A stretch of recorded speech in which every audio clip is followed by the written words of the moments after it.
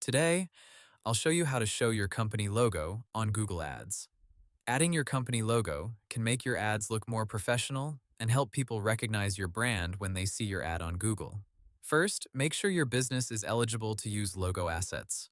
Google says your business logo should match your advertised business and be consistent with your domain name or the legal name verified through advertiser verification.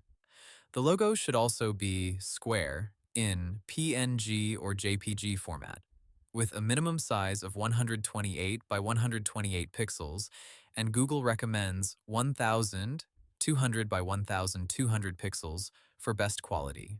Now open Google Ads and log into your account. From the left menu, go to Campaigns, then open Assets. Inside Assets, look for Business Logo. Click the plus button to add a new logo asset. Now choose whether you want to add the logo at the account level or campaign level. If you want the logo to apply broadly, use the account level. If you want a specific logo for a specific campaign, choose the campaign level. Now upload your logo file. Make sure the logo is clear, centered, and easy to recognize even when displayed small.